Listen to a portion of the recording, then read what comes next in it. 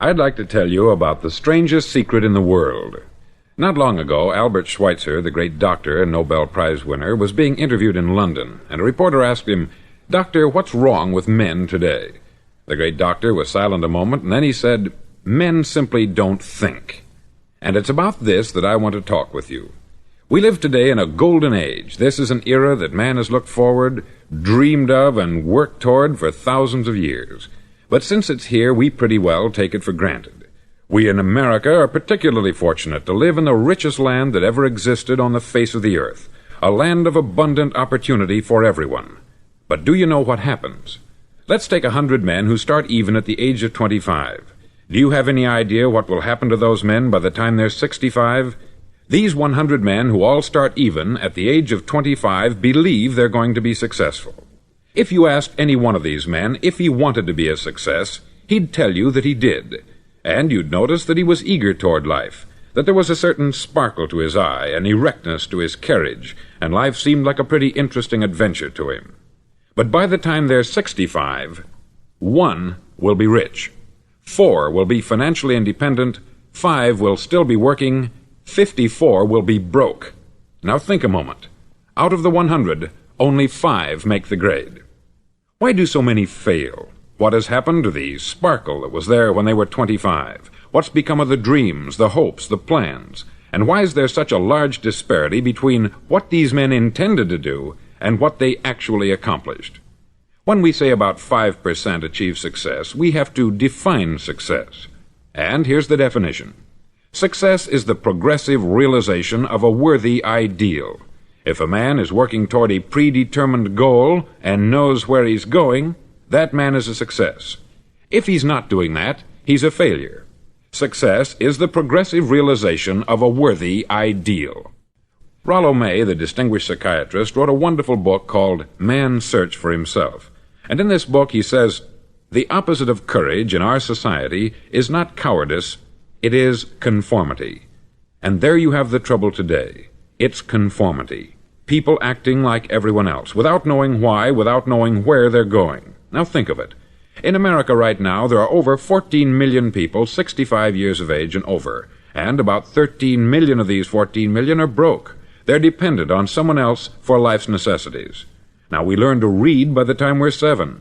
We learn to make a living by the time we're 25. Usually, by that time, we're not only making a living, we're supporting a family. And yet, by the time we're 65, we haven't learned how to become financially independent in the richest land that has ever been known. Why?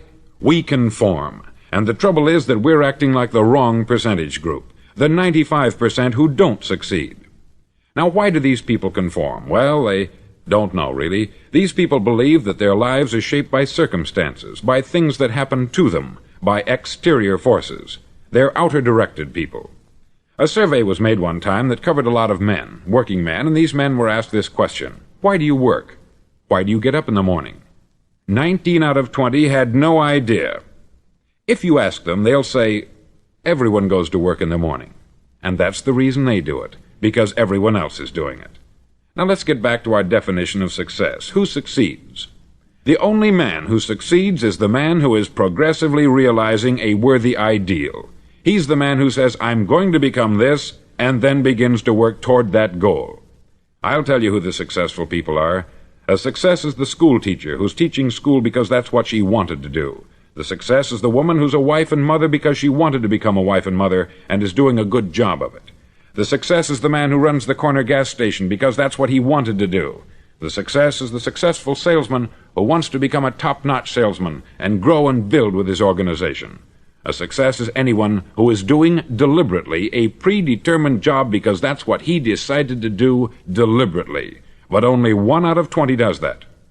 That's why today there isn't really any competition, unless we make it for ourselves. Instead of competing, all we have to do is create.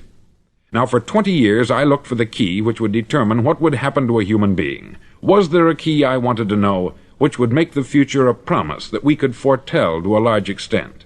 Was there a key that would guarantee a person's becoming successful if he only knew about it and knew how to use it? Well, there is such a key, and I've found it. Have you ever wondered why so many men work so hard and honestly without ever achieving anything in particular, and others don't seem to work hard and yet seem to get everything? They have the magic touch. You've heard them say that about someone. Everything he touches turns to gold. And have you ever noticed that a man who becomes successful tends to continue to become successful, and on the other hand, have you noticed how a man who is a failure tends to continue to fail? It's because of goals. Some of us have them, some don't. People with goals succeed because they know where they're going. Now think of a ship leaving a harbor, and think of it with the complete voyage mapped out and planned. The captain and crew know exactly where it's going and how long it will take. It has a definite goal.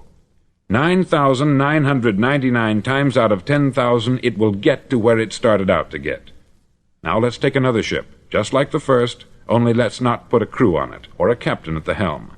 Let's give it no aiming point, no goal, no destination. We just start the engines and let it go. I think you'll agree with me that if it gets out of the harbor at all, it will either sink or wind up on some deserted beach a derelict. It can't go any place because it has no destination and no guidance. It's the same with a human being. Take the salesman, for example. There is no other person in the world today with the future of a good salesman. Selling is the world's highest paid profession, if we're good at it and if we know where we're going. Every company needs top-notch salesmen, and they reward those men. The sky is the limit for them. But how many can you find? Someone once said, the human race is fixed, not to prevent the strong from winning, but to prevent the weak from losing. The American economy today can be likened to a convoy in time of war. The entire economy is slowed down to protect its weakest link, just as the convoy had to go at the speed that would permit its slowest vessel to remain in formation. That's why it's so easy to make a living today. It takes no particular brains or talent to make a living and support a family today. So we have a plateau of so-called security, if that's what a person's looking for. But we do have to decide how high above this plateau we want to aim for. Now let's get back to the strangest secret in the world, the story that I wanted to tell you today. Why do men with goals succeed in life, and men without them fail? Well, let me tell you something which, if you really understand it, will alter your life immediately. If you understand completely what I'm going to tell you from this moment on, your life will never be the same again. You'll suddenly find that good luck just seems to be attracted to you. The things you want just seem to fall in line. And from now on, you won't have the problems, the worries, the gnawing lump of anxiety that perhaps you've experienced before. Doubt, fear, well, they'll be things of the past. Here's the key to success, and the key to failure. We become what we think about. Now let me say that again. We become what we think about. Throughout all history, the great wise men and teachers, philosophers and prophets have disagreed with one another on many different things. It is only on this one point that they are in complete and unanimous agreement. Listen to what Marcus Aurelius, the great Roman emperor, said. He said, "A man's life is what his thoughts make of it."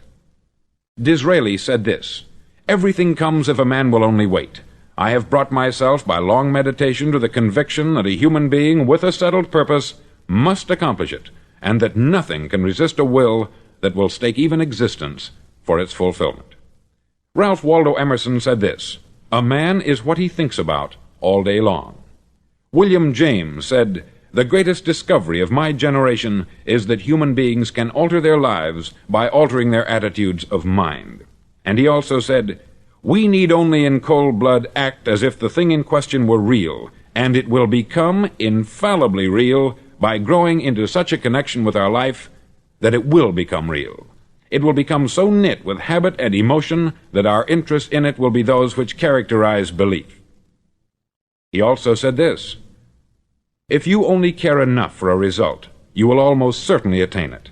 If you wish to be rich, you will be rich. If you wish to be learned, you will be learned. If you wish to be good, you will be good. Only you must then really wish these things, and wish them exclusively, and not wish at the same time 100 other incompatible things just as strongly." In the Bible you read, in Mark 9:23, "If thou canst believe, all things are possible to him that believeth." Dr. Norman Vincent Peale said this, "This is one of the greatest laws in the universe. Fervently do I wish I had discovered it as a very young man. It dawned upon me much later in life, and I've found it to be one of the greatest, if not my greatest discovery, outside of my relationship to God. And the great law, briefly and simply stated, is that if you think in negative terms, you'll get negative results. If you think in positive terms, you will achieve positive results. That is the simple fact which is at the basis of an astonishing law of prosperity and success. In 3 words, believe and succeed.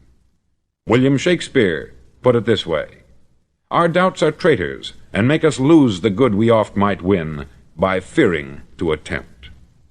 George Bernard Shaw said, "People are always blaming their circumstances for what they are. I don't believe in circumstances. The people who get on in this world are the people who get up and look for the circumstances they want, and if they can't find them, make them." Well, it's pretty apparent, isn't it?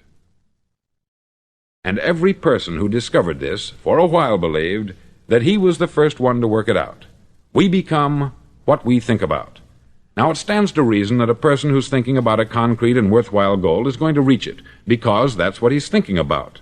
And we become what we think about. Conversely, the man who has no goal, who doesn't know where he's going, and whose thoughts must therefore be thoughts of confusion and anxiety and fear and worry, becomes what he thinks about. His life becomes one of frustration, fear, anxiety, and worry. And if he thinks about nothing, he becomes nothing. Now, how does it work? Why do we become what we think about? Well, I'll tell you how it works as far as we know. Now, to do this, I want to tell you about a situation that parallels the human mind. Suppose a farmer has some land, and it's good, fertile land. Now, the land gives the farmer a choice. He may plant in that land whatever he chooses. The land doesn't care. It's up to the farmer to make the decision. Now, remember, we're comparing the human mind with the land, because the mind, like the land, doesn't care what you plant in it. It will return what you plant, but it doesn't care what you plant. Now, let's say that the farmer has 2 seeds in his hand. One is a seed of corn, the other is nightshade, a deadly poison. He digs 2 little holes in the earth, and he plants both seeds, one corn, the other nightshade. He covers up the holes, waters, and takes care of the land, and what will happen? Invariably, the land will return what is planted. As it's written in the Bible, "As ye sow, so shall ye reap." Remember, the land doesn't care. It will return poison in just as wonderful abundance as it will corn. So up come the 2 plants, one corn, one poison. Now, the human mind is far more fertile, far more incredible and mysterious than the land, but it works the same way. It doesn't care what we plant. Success, failure. A concrete, worthwhile goal, or confusion, misunderstanding, fear, anxiety, and so on. But what we plant, it will return to us. You see, the human mind is the last great unexplored continent on the earth. It contains riches beyond our wildest dreams. It will return anything we want to plant. Now, you might say, well, if that's true, why don't people use their minds more? Well, I think they've figured out an answer to that, too. Our mind comes as standard equipment at birth. It's free, and things that are given to us for nothing we place little value on. Things that we pay money for, we value. The paradox is that exactly the reverse is true. Everything that's really worthwhile in life came to us free. Our mind, our soul, our body, our hopes, our dreams, our ambitions, our intelligence, our love of family and children and friends. All these priceless possessions are free, but the things that cost us money are actually very cheap and can be replaced at any time. A good man can be completely wiped out and make another fortune. He can do that several times. Even if our home burns down, we can rebuild it, but the things we got for nothing, we can never replace. The human mind isn't used merely because we take it for granted. Familiarity breeds contempt. It can do any kind of job we assign to it, but generally speaking, we use it for little jobs instead of big important ones.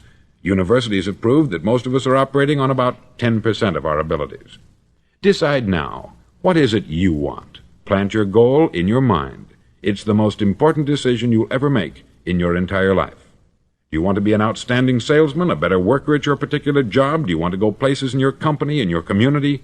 All you've got to do is plant that seed in your mind. Care for it. Work steadily toward your goal, and it will become a reality. It not only will, there's no way that it cannot. You see, that is a law, like the laws of Sir Isaac Newton, the laws of gravity. If you get on top of a building and jump off, you'll always go down. You'll never go up. And it's the same with all the other laws of nature. They always work. They're inflexible. Think about your goal in a relaxed, positive way.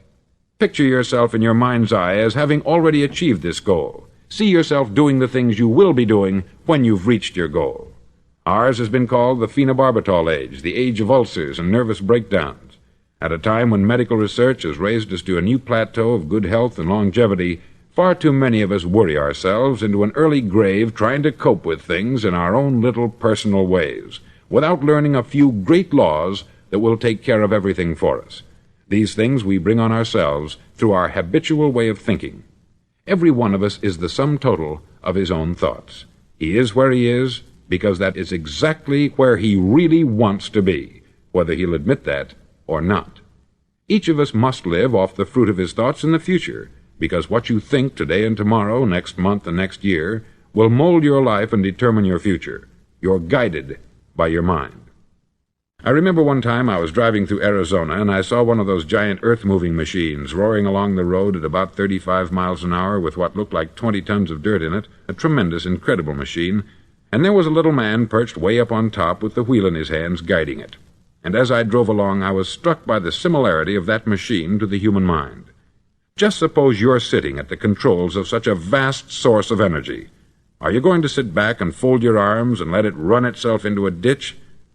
Or are you going to keep both hands firmly on the wheel and control and direct this power to a specific, worthwhile purpose? It's up to you. You're in the driver's seat. You see, the very law that gives us success is a two-edged sword. We must control our thinking. The same rule that can lead a man to a life of success, wealth, happiness, and all the things he's ever dreamed of for himself and his family, that very same law can lead him into the gutter. It's all in how he uses it, for good or for bad. This is the strangest secret in the world. Now, why do I say it's strange, and why do I call it a secret? Actually, it isn't a secret at all. It was first promulgated by some of the earliest wise men, and it appears again and again throughout the Bible. But very few people have learned it, understand it. That's why it's strange, and why, for some equally strange reason, it virtually remains a secret. I believe that you could go out and walk down the main street of your town and ask one man after another what the secret of success is, and you probably wouldn't run into one man in a month who could tell you. Now, this information is enormously valuable to us, if we really understand it and apply it. It's valuable to us not only for our own lives, but the lives of those around us, our family, employees, associates, and friends. Life should be an exciting adventure. It should never be a bore. A man should live fully, be alive. He should be glad to get out of bed in the morning. He should be doing a job he likes to do because he does it well. One time I heard Grove Patterson make a speech, the editor-in-chief of the Toledo Daily Blade, and as he concluded his speech, he said something that I've never forgotten. He said something like this: "My years in the newspaper business have convinced me of several things, among them that people are basically good, and that we came from someplace, and we're going someplace. So we should make our time here an exciting adventure. The architect of the universe didn't build a stairway leading nowhere." And the greatest teacher of all, the carpenter from the plains of Galilee, gave us the secret time and time again. "As ye believe, so shall it be done unto you." I've explained the strangest secret in the world and how it works. Now I want to explain how you can prove to yourself the enormous returns possible in your own life by putting this secret to a practical test. I want you to make a test that will last 30 days. Now, it isn't going to be easy. If you'll give it a good try, it will completely change your life for the better. Back in the 17th century, Sir Isaac Newton, the English mathematician and natural philosopher, gave us some natural laws of physics which apply as much to human beings as they do to the movement of bodies in the universe. Now, one of these laws is that for every action there is an equal and opposite reaction. Simply stated, as it applies to you and me, it means we can achieve nothing without paying the price. The results of your 30-day experiment will be in direct proportion to the effort you put forth. To be a doctor, you must pay the price of long years of difficult study. to be successful in selling, and remember that each of us succeeds to the extent of his ability to sell, selling our families on our ideas, selling education in schools, selling our children on the advantages of living the good and honest life, selling our associates and employees on the importance of being exceptional people, to, of course, the profession of selling itself. But to be successful in selling our way to the good life, we must be willing to pay the price. Now, what is that price? Well, it's many things. First, it's understanding emotionally, as well as intellectually, that we literally become what we think about, that we must control our thoughts if we're to control our lives. It's understanding fully that, as ye sow, so shall ye reap. Secondly, it's cutting away all the fetters from the mind and permitting it to soar as it was divinely designed to do. It's the realization that your limitations are self-imposed, and that the opportunities for you today are enormous beyond belief. It's rising above narrow-minded pettiness and prejudice. Thirdly, to use all your courage to force yourself to think positively on your own problem, to set a definite and clearly defined goal for yourself, to let your marvelous mind think about your goal from all possible angles, to let your imagination speculate freely upon many different possible solutions, to refuse to believe there are any circumstances sufficiently strong to defeat you in the accomplishment of your purpose, to act promptly and decisively when your course is clear, and to keep constantly aware of the fact that you are, at this moment, standing in the middle of your own acre of diamonds, as Russell Conwell used to point out. Fourth, save at least 10% of what you earn. It's also remembering that no matter what your present job, it has enormous possibilities if you're willing to pay the price. Now let's just go over the important points in the price each of us must pay to achieve the wonderful life that can be ours. It is, of course, worth any price. 1. You will become what you think about. 2. Remember the word imagination. Let your mind soar. 3. Courage. Concentrate on your goal every day. 4. Save 10% of what you earn. And action. Ideas are worthless unless we act on them. Now I'll try to outline the 30-day test I want you to make. Now keep in mind that you have nothing to lose by making this test, and everything you could possibly want to gain. There are two things that may be said of everyone. Each of us wants something, and each of us is afraid of something. I want you to write on a card what it is you want more than anything else. It may be more money. Perhaps you'd like to double your income or make a specific amount of money. It may be a beautiful home. It may be success at your job. It may be a particular position in life. It could be a more harmonious family. Each of us wants something. Write down on your card specifically what it is that you want. Make sure it's a single goal and clearly defined. You needn't show it to anyone, but carry it with you so that you can look at it several times a day. Think about it in a cheerful, relaxed, positive way each morning when you get up, and immediately you have something to work for, something to get out of bed for, something to live for. Look at it every chance you get during the day and just before going to bed at night. As you look at it, remember that you must become what you think about, and since you're thinking about your goal, you realize that soon it will be yours. In fact, it's yours really the moment you write it down and begin to think about it. Look at the abundance all around you as you go about your daily business. You have as much right to this abundance as any other living creature. It's yours for the asking. Now we come to the difficult part. Difficult because it means the formation of what is probably a brand new habit, and new habits are not easily formed. Once formed, however, it'll follow you for the rest of your life. Stop thinking about what it is you fear. Each time a fearful or negative thought comes into your consciousness, replace it with a mental picture of your positive and worthwhile goal. There will come times when you will feel like giving up. It's easier for a human being to think negatively than positively. That's why only 5% is successful. You must begin now to place yourself in that group. For 30 days you must take control of your mind. It will think only about what you permit it to think.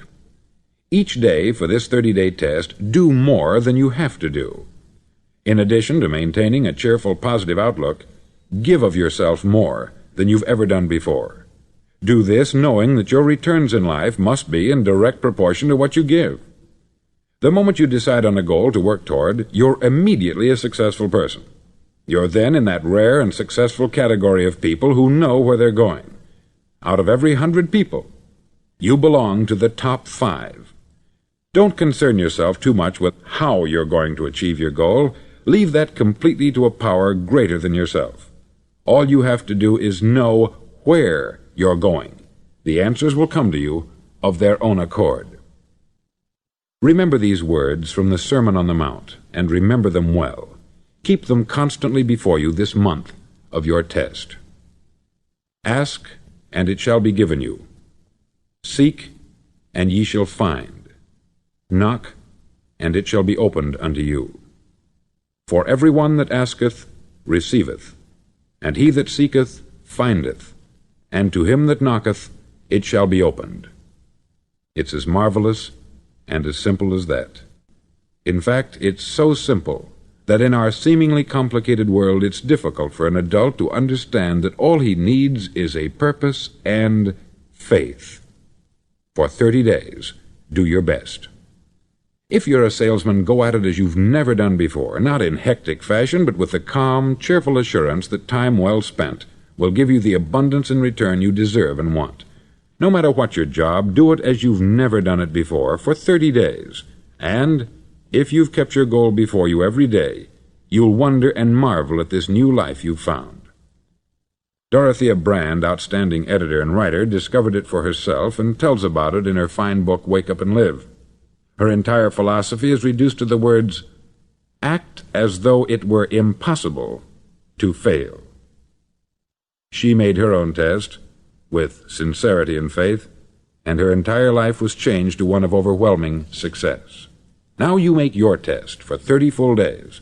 Don't start your test until you've made up your mind to stick with it. You see, by being persistent, you're demonstrating faith. Persistence is simply another word for faith. If you didn't have faith, you would never persist.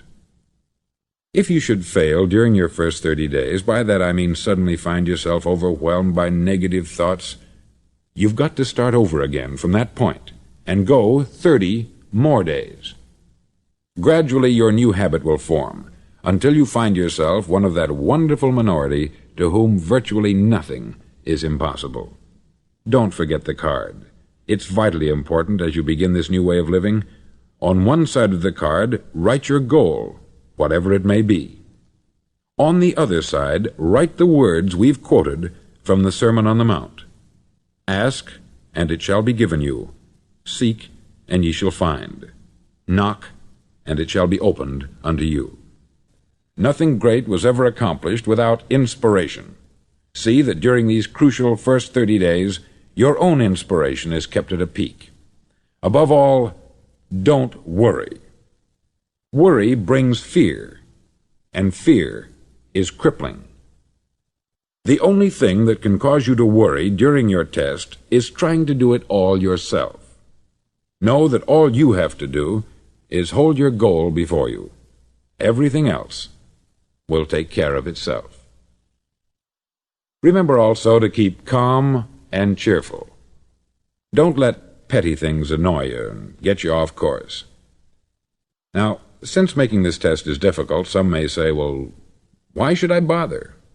Well, look at the alternative. No one wants to be a failure. No one really wants to be a mediocre individual. No one wants a life constantly filled with worry, fear, and frustration. Therefore, remember that you must reap that which you sow. If you sow negative thoughts, your life will be filled with negative things. If you sow positive thoughts, your life will be cheerful, successful, and positive. Now, gradually, you will have a tendency to forget what you've heard on this record. Play it often. Keep reminding yourself of what you must do to form this new habit. Gather your whole family about and listen to what's been said here at regular intervals. You know, most men will tell you that they want to make money without understanding the law. The only people who make money work in the mint. The rest of us must earn money. This is what causes those who keep looking for something for nothing or a free ride to fail in life. The only way to earn money is by providing people with services or products which are needed and useful. We exchange our product or service for the other man's money. Therefore, the law is that our financial return will be in direct proportion to our service. Success is not the result of making money. Making money is the result of success, and success is in direct proportion to our service. Most people have this law backwards. They believe that you're successful if you earn a lot of money. The truth is that you can only earn money after you're successful. It's like the story of the man who sat in front of the stove and said to it, "Give me heat, and then I'll add the wood." How many men and women do you know, or do you suppose there are today, who take the same attitude toward life? There are millions. We've got to put the fuel in before we can expect heat. Likewise, we've got to be of service first before we can expect money. Don't concern yourself with the money. Be of service. Build, work, dream, create. Do this, and you'll find there's no limit to the prosperity and abundance that will come to you. Prosperity is founded upon a law of mutual exchange. Any person who contributes to prosperity must prosper in turn himself. Sometimes the return will not come from those you serve, but it must come to you from someplace, for that is the law. For every action there is an equal and opposite reaction. As you go daily through your 30-day test period, remember that your success will always be measured by the quality and quantity of service you render, and money is a yardstick for measuring this service. No man can get rich himself unless he enriches others. There are no exceptions to a law. You can drive down any street in America and from your car estimate the service that's being rendered by the people living on that street. Had you ever thought of this yardstick before? It's interesting. Some, like ministers and priests and other devoted people, measure their returns in the realm of the spiritual, but again, their returns are equal to their service. Once this law is fully understood, any thinking person can tell his own fortune. If he wants more, he must be of more service to those from whom he receives his return. If he wants less, he has only to reduce this service. This is the price you must pay for what you want. If you believe you can enrich yourself by deluding others, you can only end by deluding yourself. It may take some time, but just as surely as you breathe, you'll get back what you put out. Don't ever make the mistake of thinking you can avert this. It's impossible. The prisons and the streets where the lonely walk are filled with people who tried to make new laws just for themselves. We may avoid the laws of man, but there are greater laws that cannot be broken. An outstanding medical doctor recently pointed out 6 steps that will help you realize success. 1. Set yourself a definite goal. 2. Quit running yourself down. 3. Stop thinking of all the reasons why you cannot be successful, and instead think of all the reasons why you can. 4. Trace your attitudes back through your childhood and try to discover where you first got the idea you couldn't be a success, if that's the way you've been thinking. 5. Change the image you have of yourself by writing out a description of the person you would like to be. And 6. Act the part of the successful person you have decided to become. The doctor who wrote those words is a noted West Coast psychiatrist, David Harold Fink, M.D. Do what all experts since the dawn of recorded history have told you you must do. Pay the price by becoming the person you want to become. It's not nearly as difficult as living unsuccessfully. Make your 30-day test. Then repeat it. Then repeat it again. Each time it will become more a part of you until you'll wonder how you could ever have lived any other way. Live this new way, and the floodgates of abundance will open and pour over you more riches than you may have dreamed existed. Money?